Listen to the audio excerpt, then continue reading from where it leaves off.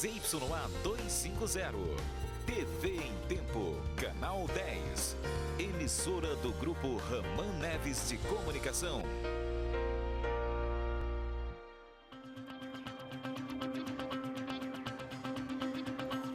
Olá, neste Jornal em Tempo do feriado do Dia do Trabalhador, você vai ver que na briga pelo poder do Sindicato dos Rodoviários sobra mais uma vez para a população de Manaus, que fica aflita com a ameaça de mais uma greve dos ônibus para amanhã. A chuva dá uma trégua e balneários lotam num dia de muito sol na capital. Movimento intenso nas estradas e motoristas encontram pouca fiscalização nas barreiras. No Dia do Trabalho, os exemplos de quem não para nem depois da aposentadoria e dos que lutam pela carteira assinada. E políticos se aproveitam das redes sociais na internet para antecipar as campanhas eleitorais. Só que nem tudo na web é permitido pela lei. Eu sou Marcela Rosa e o Jornal em Tempo deste 1º de maio já começou.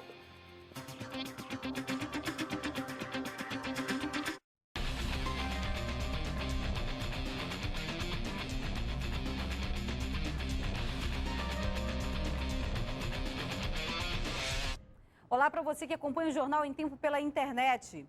Hoje, pela manhã, muitas pessoas ainda deixavam Manaus pela BR-174 para aproveitar o feriado. A Polícia Rodoviária Federal iniciou na sexta-feira uma fiscalização nas estradas. Mas no porto do Ceasa, a nossa equipe de reportagem não encontrou nenhum tipo de fiscalização. O objetivo da operação é intensificar a fiscalização nos veículos que deixam Manaus. Itens como a documentação e a capacidade de lotação deveriam ser verificados. Mas na barreira montada pela Polícia Rodoviária Federal para vistoriar os veículos, nenhum policial, todos os carros passavam direto. Foram fiscalizados? Não. Polícia Rodoviária Federal não. Passou normal? Normal, agora nessa daí, normal, tranquilo, não tinha ninguém. Hoje pela manhã, os veículos que atravessavam para o município de Careiro Castanho, no porto da Ceasa, também embarcavam sem ser fiscalizados. O senhor foi parado agora há pouco? Não. Sofreu nenhuma fiscalização? Não. O pessoal ele foi direcionado lá para a BR-174, porque devido aos balneários o fluxo aumenta para lá, mas a gente tem uma equipe lá do outro lado da BR-319 que está fiscalizando o pessoal que retorna do município de Careiro. E hoje, quanto o pessoal que estão saindo não está sendo fiscalizado? A fiscalização a gente vai intensificar lá na BR-174 e mais tarde aqui na BR-319. Já na barreira da BR-174, o movimento foi intenso e a fiscalização era feita por policiais militares. Foi encontrada muita irregularidade? Por enquanto não está tendo muita regularidade, entendeu? Tem pessoas que estão trajando os veículos aqui que não estão portando muitas vezes cadeirinha. A nossa repreensão, outra também, é sobre a documentação, ver se estão vencidos os veículos. Ainda hoje você vai ver aqui no Jornal em Tempo trabalhadores que lutam pela carteira assinada e os que não querem parar de trabalhar.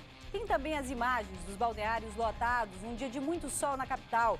Panfletos distribuídos na cidade anunciam uma greve para amanhã e trabalhadores ficam apreensivos. Políticos aproveitam redes sociais na internet para começar a campanha das próximas eleições, mas nem tudo é permitido pela lei eleitoral.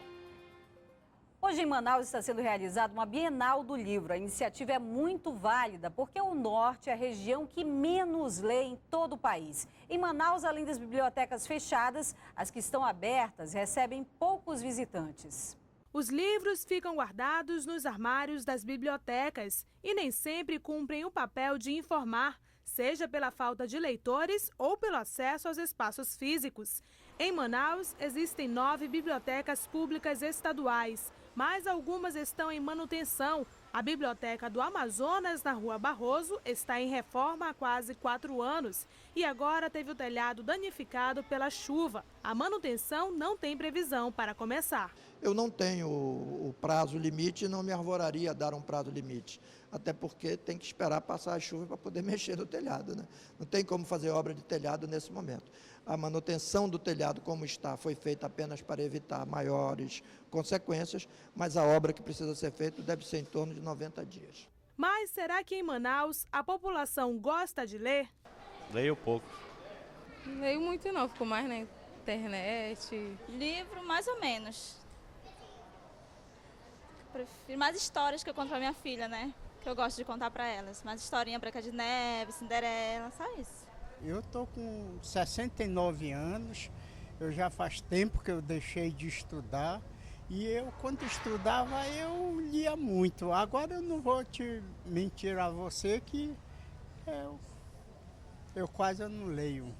De acordo com a pesquisa Retratos da Leitura, encomendada pelo Instituto ProLivro, o brasileiro lê em média 2 livros por ano.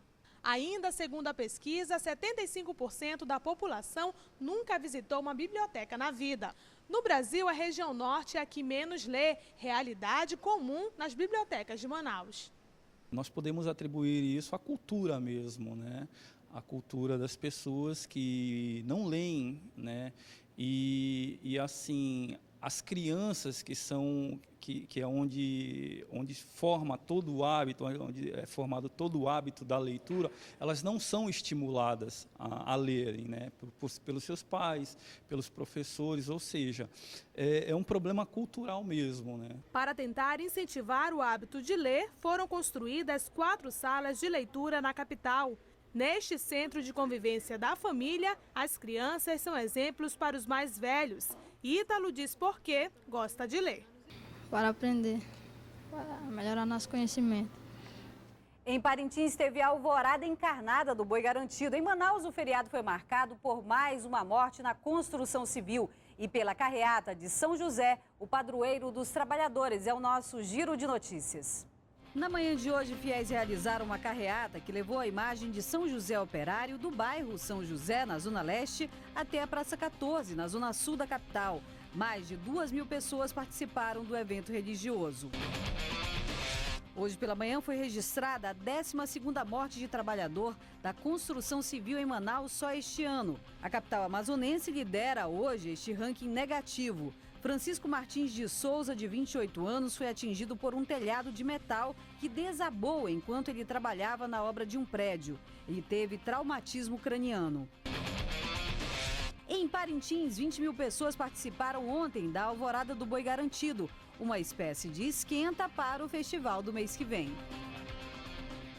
Agora à tarde, um hospital de campanha da Força Aérea Brasileira partiu em 2 balsas para o interior do estado para reforçar os atendimentos na área de saúde. Pela primeira vez, a estrutura do hospital foi montada numa balsa. 35 militares prestarão atendimentos especializados como ginecologia, clínica médica, ortopedia e odontologia. O hospital de campanha ele foi concebido na primeira vez na forma fluvial para aproveitar as nossas hidrovias aqui da região.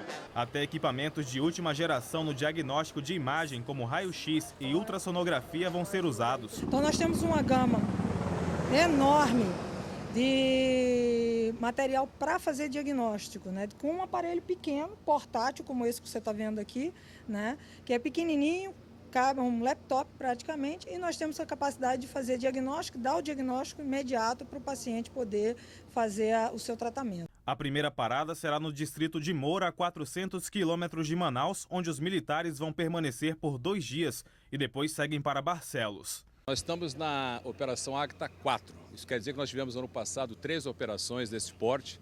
É uma operação de fronteira, né, da faixa de fronteira seca do país até 150 quilômetros para dentro do nosso país. Essa, precisamente a primeira deste ano 2012, ela pega toda a área setentrional do país, né?